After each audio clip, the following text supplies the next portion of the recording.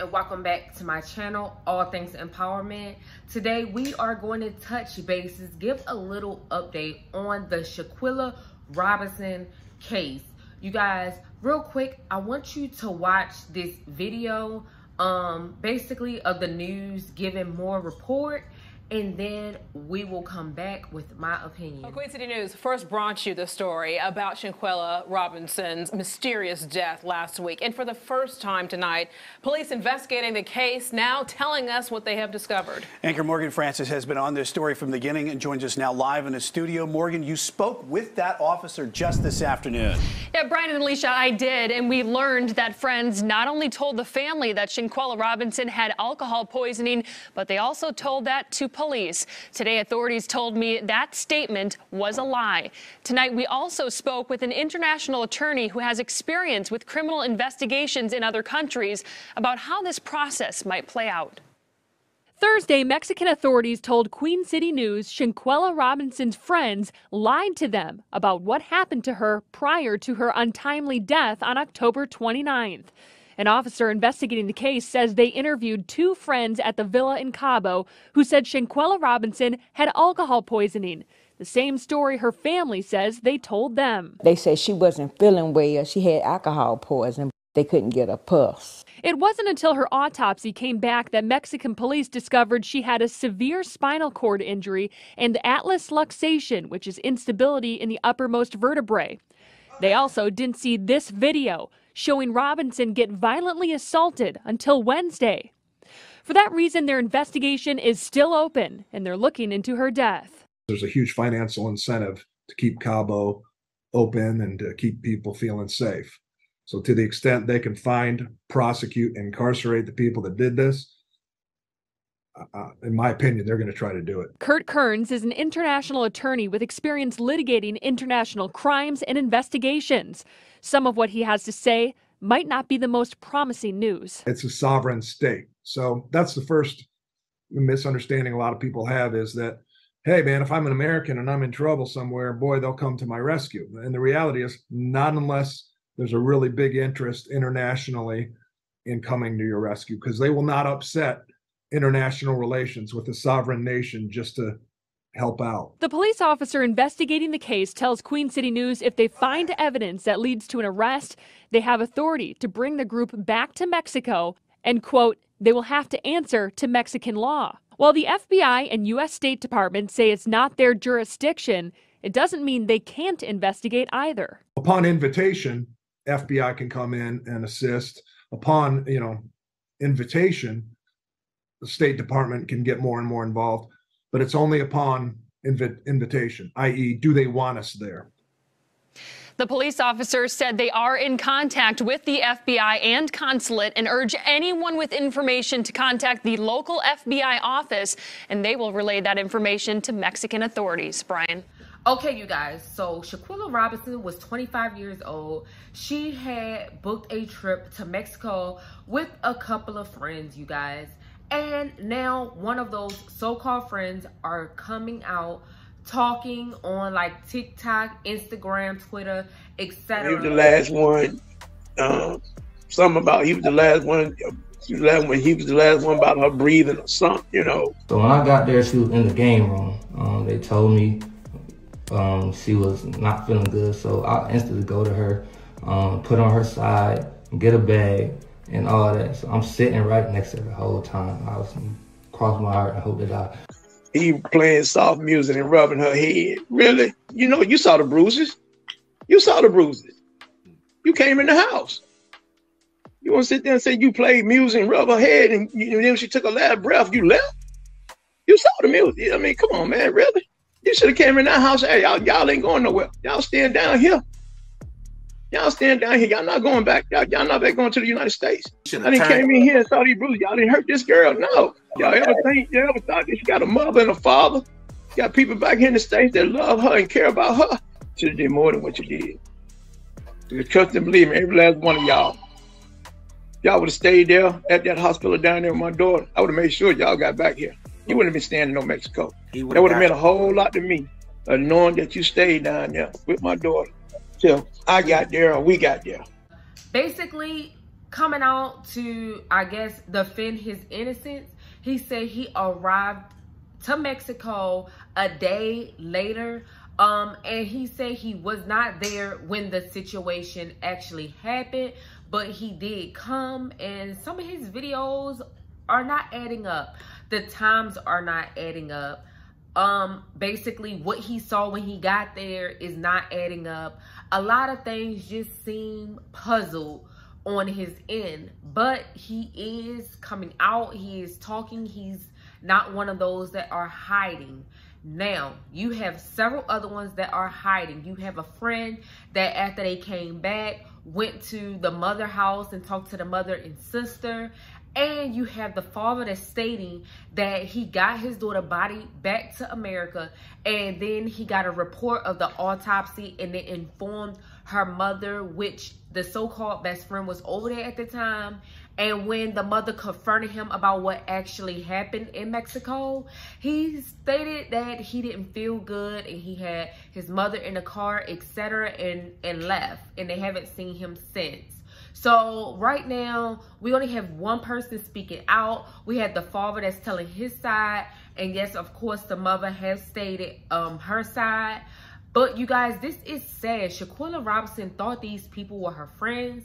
It looked like she was actually set up at this point in time, and authorities are like investigating the situation over here in the United States. But it's little that they can really do right now far as being it happened in Mexico. And they said Mexico has opened a investigation and thoroughly investigating the situation because they were also lied to by the friends. Then they allowed the friends to leave after interviewing them about what happened. And then guess what, you guys? Now, just like we are actually seeing a video. And Mexico said they seen the video a day after they were informed about what happened. And the friends did state that she had alcohol poisoning. So basically, the friends lied to authorities and also lied to her mother. This is a sad situation, and I feel so bad for the dad. The dad was also interviewed by one of the well-known people that interview and investigate stuff like this. And basically, I'm going to show you a clip of the dad's interview also. It is so sad, you guys. Phone rung. I'm sitting there looking at TV. So my mom said, I said, well, mom's calling. So I picked the phone up, and it wasn't sounding right. So she said, Shanquella gone. So, I'm saying gone, gone where, and she said, she dead. I said, dead how? And she said, alcohol poison. So when she said alcohol, I said, how she got alcohol poison? Where's she at? So she said, Mexico, Cabo. So, the phone just, my phone dropped, and I just started crying. I'm trying to figure out who she was over there with, said she was over there with some friends that she went to school with, went to Salem with. So I said, you know of them? You know them? She said, I know of them. I just know she went to school with them. So, from there, my whole night was just trauma, man. I just cried all that night. Really sad. And I feel so heartbroken for her parents, her siblings, if she had more, and her family. They said this girl had a heart of gold. And at this point, what we see she was not a fighter, and we see that this was not even a fight. It was an attack. She was brutally attacked, and these people knew what they were doing, as in if they had planned the whole situation. Now, what makes matters even worse, not only the girl that you see, Daejhanae, whatever her name is, in the video, fighting her or like attacking her, but now they are saying a girl named Winter, by the name of Winter, body slammed her, and it's supposed to be allegedly another video out showing that Winter body slammed her. Y'all, it is so sad. I hope she get her justice, you guys, and I will be updating this story if more come out. But you guys, look at the clips that I am going to clip, because I'm going to clip more of like the interviews and stuff. Just look at it, you guys. It is so sad, and we have to keep sharing and spreading this because we want her to get justice, you guys. Again, my name is Shanira, and I'm the host on All Things Empowerment. And we're here to uplift, motivate, and encourage people on this channel. But right now, we have to get to the bottom of this because no one deserves friends like this. And this information came directly from someone who is friends with Daejhanae's mother. And this information was communicated because people were upset about the fact that only one angle is being showed, and that is Daejhanae assaulting your daughter. This was not a fight. This was a brutal assault. Yeah. You know, I heard the same thing you heard. There's a video out there. Yeah. That, you know, she picked her up by the neck and slammed on the ground. And once they slammed her, she didn't get back up. Did not get back up. So I guess that slam right there must have broke her dick and her spinal cord. Now, it's very understandable for a father to feel that way, you know? But thank God this man was in a great position to go ahead and take care of things financially for his daughter. In which I know it wasn't but God that led me to her. So me and my brother got on that phone and started Googling all the funeral homes that was over in Mexico, Cabo. So we came up to funeral home, Riviera funeral home over there.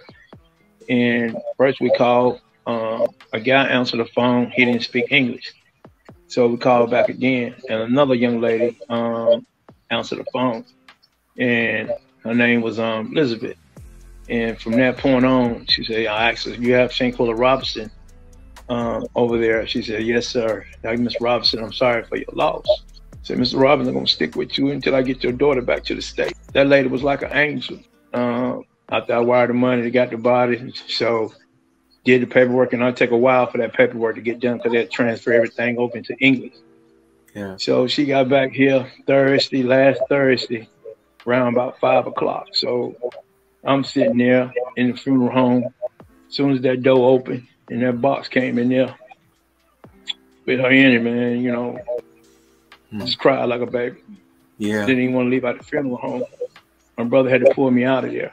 You know, I'm sitting here, you know, looking at her, seeing, you know, a knot on her head, her eye swole, she got a cut lip, and, you know, just, you know, that's no alcohol wasn't gonna do all that, you know. So that's just something not adding up right here. And so y'all gonna come back here to the States, bring her luggage back, and her mom's and her sister face ate, told y'all story, how it happened, alcohol poisoning and all that in that room, and y'all let this go on, ain't do nothing. And Khalil, you supposed to be her best friend for 5 years, and y'all supposed to be friends. Yeah. Friends just don't do that.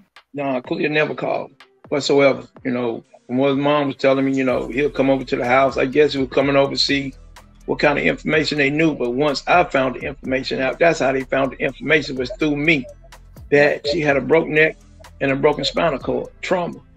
Right. That's how they got the information, was through me. And then once they came, when I called and sent what happened, then he was over there. Then all of a sudden, from what they told me, he got all sick and wasn't feeling good, and say his aunt was with him or his mama was with him. And he wanted to leave. And when he left, they ain't heard no more from him, you know. So, and then when I saw the video, for y'all to beat her, knowing she's not a fighter, for y'all to, I don't know if y'all woke up out of her sleep, to beat her naked like that. Well, while she was naked, you mean, you know, to sit in that room and watch her, that girl hit on her like that while she was naked. Do y'all have sisters? Do y'all have a mother? What if someone showed y'all a video like that? A man, someone beating on your mother or beating on your sister naked, how would you feel? And she's not even defending herself because she's not a fighter.